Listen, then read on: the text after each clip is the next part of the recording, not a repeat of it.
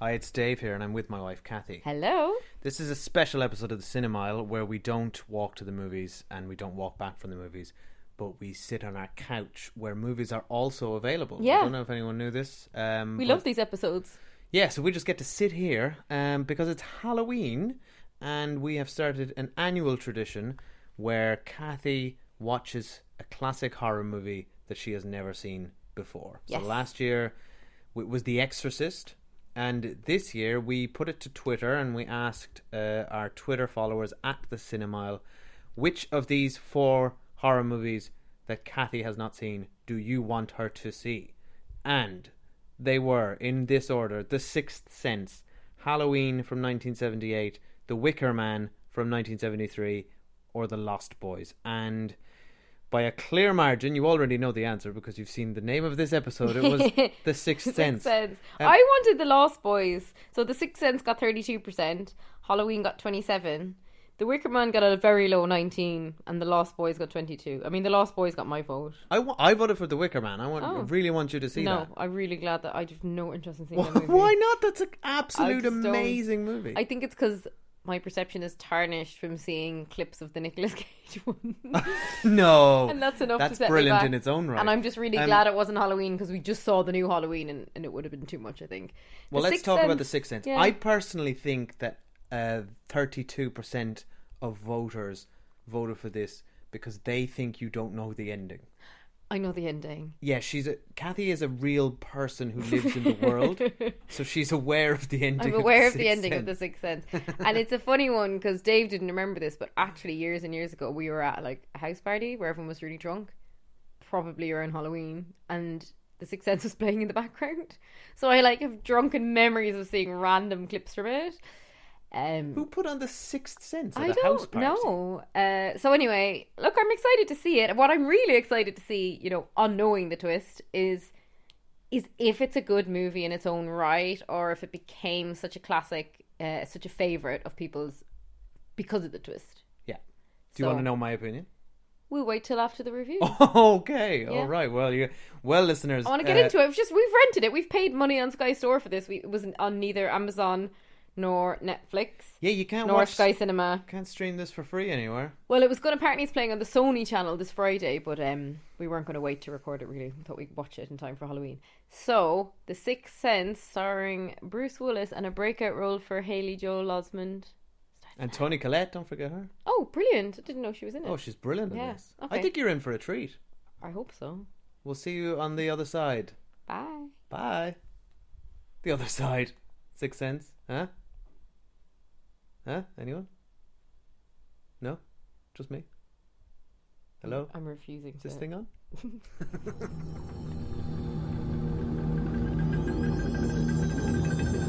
You have a secret, but you don't want to tell me. I see dead people walking around like regular people. I don't see anything. Are you sure they're there? They're everywhere. They want me to do things for them. I think that they know that you're one of these very rare people who can see them, so you need to help them. What if they don't want to help? I don't think that's the way it works. How do you know for sure? Not every gift Is anyone there? is a blessing. The Sixth Sense.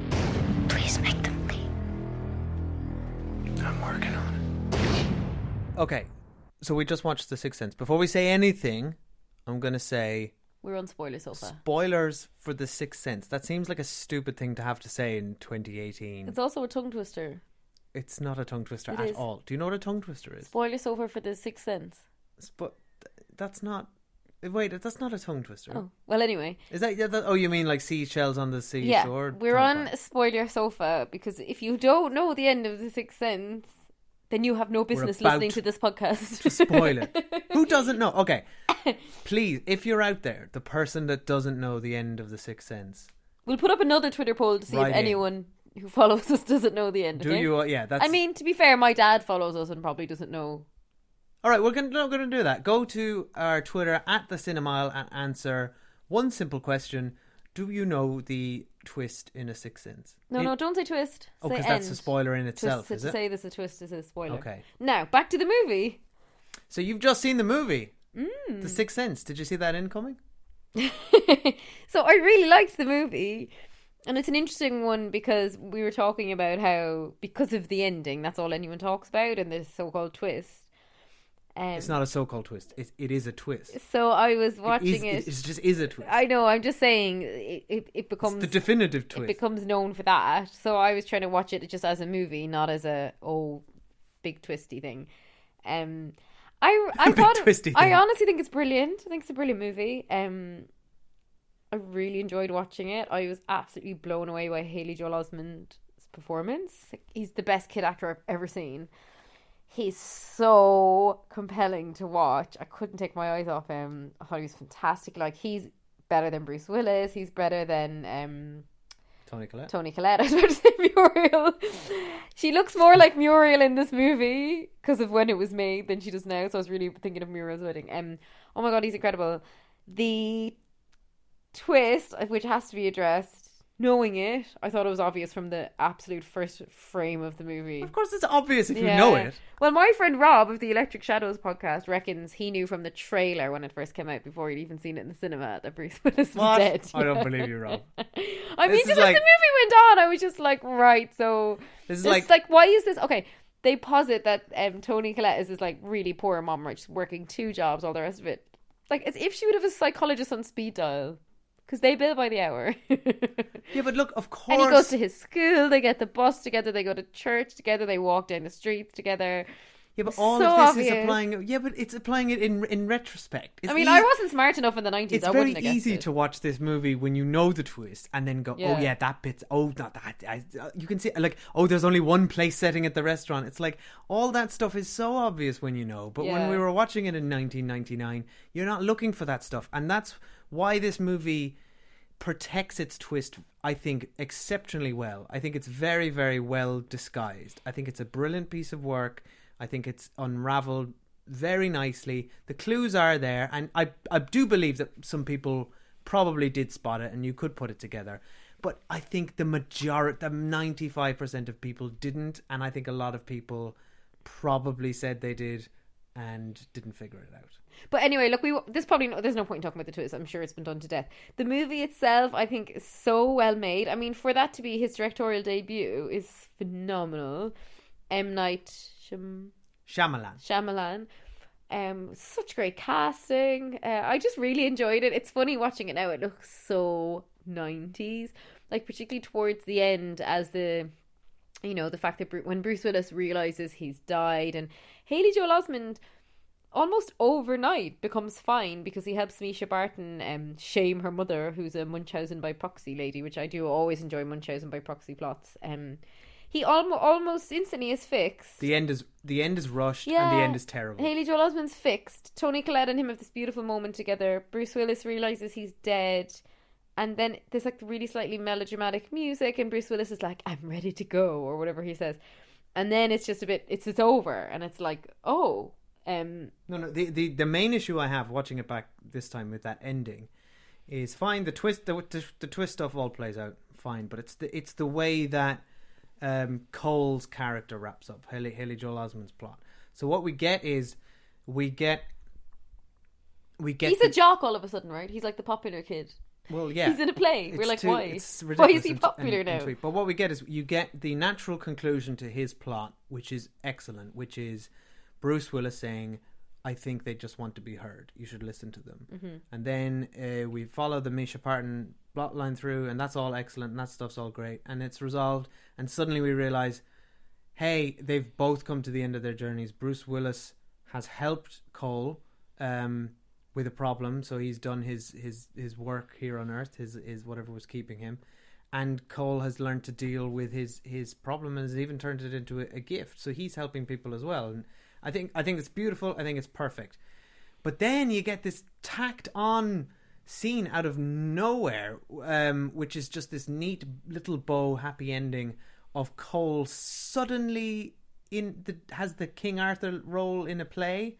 And he literally gets carried on the back of his schoolmates off the stage because they love him so much. Who all love him now. And now we've all been to school. That's not... It's like, what? This was unearned. Where does this last minute twist come from? Where was it? Where? Why do they all love him? And he says to the teacher, "Thanks for picking me. If I was the teacher, I would not have picked him because he was screaming, stuttering Stanley at me in the classroom and openly the last mocking we saw me." of that teacher, he called him a freak and he hated him. It's almost like they lost the scene. But I wonder if it's almost because the twist is so good and the studio would have been so pleased about it and everyone would have been so pleased about the twist that they maybe didn't apply as much scrutiny as they would have to those little bits, because it's like, who cares?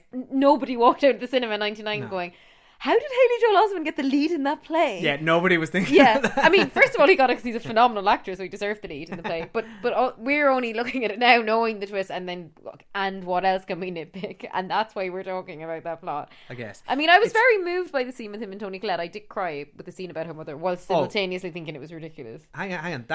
That's the final scene. Sorry, that is the final scene with Haley Joel Osment. You're right. That's a brilliant scene. That's an outstanding scene, and that made me cry. He's got such a funny little mouth. The way he acts is so intense. You can't take your eyes off his face, can you, when he's speaking?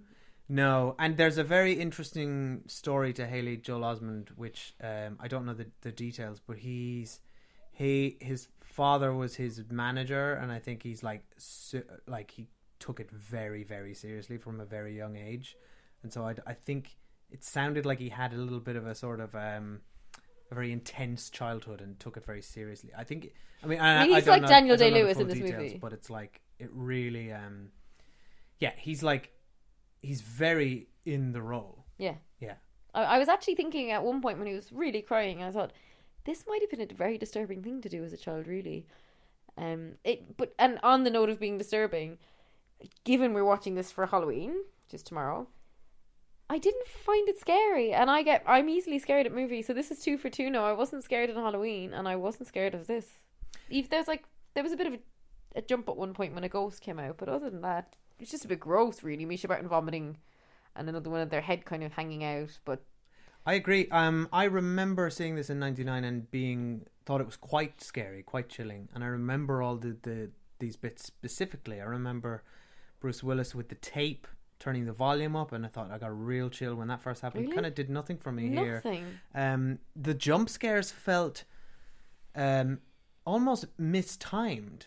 Like the music beat didn't quite land with the person walking across the camera, which is probably deliberate, because I think he's trying not to make it a typical horror movie. You know, it's a psychological thriller. We've had 20 years. It's 20 years old next year. This movie. We've had 20 years of horror films really hammering home the jump scares, and but we watched The Exorcist last year and we found that much scarier than this. But that's a different kind of scary, I think, and I think the point is, I almost feel like the horror films in a way have gotten worse because they're reliant on the same old tricks, but on the other hand, those tricks have been refined so well because they've gotten better and better at how to scare us, that it's almost like going back and seeing something from 20 years ago that's a bit more original has lost its impact, because we've seen these kind of jump scares done better at a later stage, if you get me. It's like the way, Halloween, If saving more and spending less is one of your top goals for 2023, why are you still paying insane amounts of money every month for your phone bill? Right now, when you switch to Mint Mobile, you'll get their unlimited plan for 50% off. As the first company to sell premium wireless service online only, Mint Mobile lets you order from home and save a ton with phone plans starting at just $15 a month. All plans come with unlimited talk and text, plus high-speed data delivered on the nation's largest 5G network. Cut your wireless bill to $15 a month at mintmobile.com/save. That's mintmobile.com/save. Hurry. Offer ends January 15th. Original was on this list as well, which you haven't seen. But that movie, if you watch it nowadays, there's it's a great movie, but there's not a lot it doesn't feel very fresh or original to our eyes, because we've had 40 years of slasher films aping it. But we've just had this conversation on our Halloween review, so we don't need to have it again. But it's the same as Citizen Kane. Have you ever seen Citizen Kane? Yeah. Citizen Kane is revered as a classic, partly because he basically invented Orson Welles invented half of the tricks of modern cinema. Yeah. Which to our eyes as cinematic audience nowadays, as modern audiences, are just par for the course. Yeah. So when you see, so it really has no effect on it. That's what I found anyway. Yeah, but I mean, all that being said and done, The Sixth Sense isn't scary. What it is a very compelling story of a young boy, and I think there was scary elements, like when the temperature was dropping. I found that as a scary idea, that we visibly saw the rooms getting cold when the ghost came in. And the most scared I felt, but I felt scared for him. I didn't feel scared for myself watching it. Was when he's trying to get out of his bed just to go to the toilet, and he's shaking and he's in his underpants and he just needs to go to the loo, and he's so afraid of his own house, and that's really sad that he had no sanctuary, and that he built himself this little fort with all these kind of holy figures, and he had been in a church earlier, so I think the implication was that he thought that religious things could keep ghosts away, albeit Misha Barton got into his little tent, so that didn't work. And he just said, "Mom, can I sleep in your bed with you?" And it was like, that's what a kid would say. And that was just really sweet, that to him the only safe space was with his mom, and he tried so hard to protect her by trying to pretend he'd friends, and they just had such a lovely relationship. So I just think it was such a relationship drama and a human drama. I obviously, we've done it for Halloween, but I wouldn't actually class it as a horror or a scary movie. I totally agree with you. Class it as a psychological thriller. It doesn't feel like a horror movie. It's a brilliant drama. In fact, it's a character drama. Yeah. And it's surprising watching it back, because like you said, it's disappointing that all anybody associates with this movie is the twist. And also, I see dead people. I'd seen that line 100 times. But it's almost, it's done the movie a disfavor almost, because the is disfavor a word? Yeah, I think so. Oh. Well, Do you mean disservice? Disservice. That's what I'm trying to say. It's actually it's a superb 3-piece drama. It's a character drama, and each of them are very well written. First of all, this man wrote this. This man who wrote The Happening, which is one of the worst movies I've ever seen, and Avatar: The Last Airbender. Like, it's mad where this man's career went to. But there's some lovely dialogue in here. The performances really are the standout, but he directs it with such confidence. Yeah, it's so fantastic, slow and but not too purposeful. long either. I think it's a brilliant movie. But you're right about Haley Joel Osment's character. He sells the isolation of it so well, because he can't tell anyone his secret. He can't even tell his mom, and he loves her so much. And he's so terrified all the time. But I really related this time with Toni Collette as the mother, and the absolute frustration and fear that she has of not of her son having this secret, which is literally eating him alive and physically harming him. Yeah, I think she thinks he's being abused or something. But she just doesn't know, and he won't tell her. And it's like, I really, really empathize with her in this movie. I just thought, I hope Oscar never sees dead people, because I can't bear it. If that's what he does around the house, I can't bear it. I know, it's such an inconvenience for the parents. Yeah, it no really one ever is. thinks of that. But I was waiting for the I see dead people line, because I've seen it aped so much, and I've seen the clip loads, and I literally nearly cheered when it came on, because I was like, yeah, I know. I just loved that line. I just thought it was done so well. Honestly, it was a real pleasure to watch. So thank you, listeners, for voting for this movie. Such a treat. Yes. Yeah. One thing, did you notice that Bruce Willis called somebody cheese dick? I did actually, which is an expression I've never heard before. My favourite thing, right, it's throughout the whole movie, I was like, I mean, this is silly, but I was like watching it thinking, this must be one of the last movies before Bruce Willis shaved his head, because he's got quite an odd comb over in it. And then I thoroughly enjoyed it. I just ended up sitting watching the credits because I was too tired to get up. And someone's credit is it's Mr. Willis's hairstylist. Now, what that person was doing... Someone's got it over the comb. Someone was literally taking his little tuft of hair from the front and combing it to one side. Come on, isn't it that bad? It was really bad. I Bruce Willis's hair. Completely drawn into his hairline for the entire movie, to the point where... He's a very handsome man. I laughed out loud when I saw that he'd a hairstylist. I think he pulled it off. It must be a year later he shaved the head, max. Because I've never seen it that bad. But anyway, I thoroughly enjoyed that. He totally pulls it off in that. Oh, I mean, he pulls it off. He's gorgeous, but it's just funny. Also, Bruce Willis convincingly playing a child psychologist sounds like it shouldn't work. But it really does. I think of the three, Bruce Willis is the weak link. And I'm a fan of Bruce Willis. And I don't think he did a bad job. But Haley Joel Osment and Tony Collette. But that's like you can't compete with those That's two. only because those two literally give the performances of a lifetime. Yeah. Like but really do. she went on to do that several times over. Poor Haley Joel Osment never really found his feet with his career, which is always hard with child actors. I was thinking about it watching it because he's like, I don't know what age he was in this movie, but he's old enough that he probably very quickly hit his teenage years after this. And it's a really difficult transition for child actors to move into being teenagers and adults. It was difficult enough for us. Exactly, and someone like Macaulay Culkin at least started so young that he got a load of movies in before that.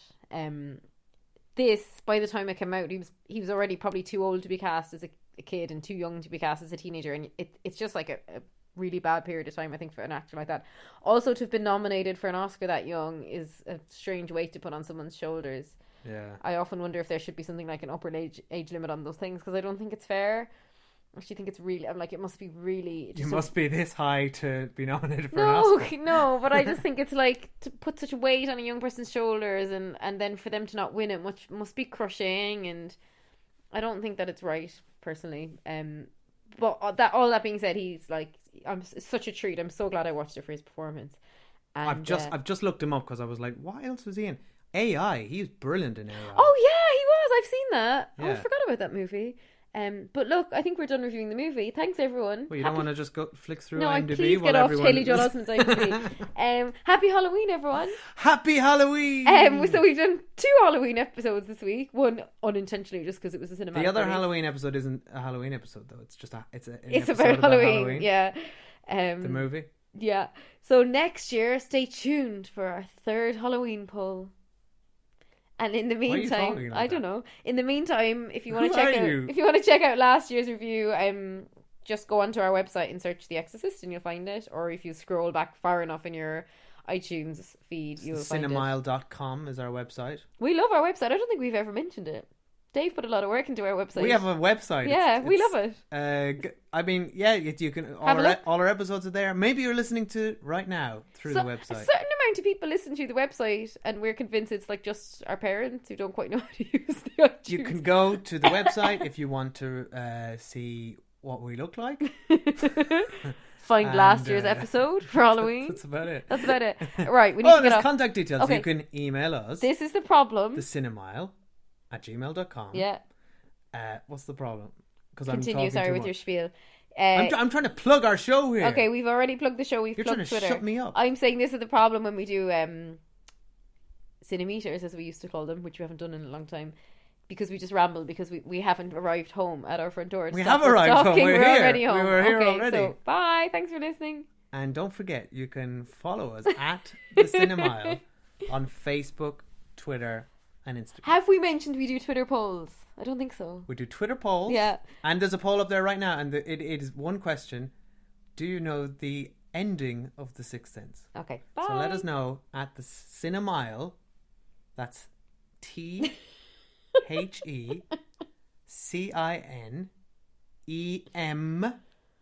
M for Twitter polls. Are you joking? ILE. Right. Okay. Bye. Happy Halloween. What are your plans for Halloween? Let us know at the Cinemile on Twitter, Instagram, or why not try Facebook? We're Like also being on scared? Why don't you go back and watch The Exorcist and then listen to our review of The Exorcist? Okay, we're going. I'm actually going to turn the mic off if you don't. What? No, Okay. No, you Bye. can't. Oh, yeah, I got it here. I'm in control. Bye. We keep recording till Dave. I say we stop. Okay, I'm ready to stop. Bye. You know the accident up there? Yeah. A lady. She broke her neck. Oh my God, where is she? Standing next to my window.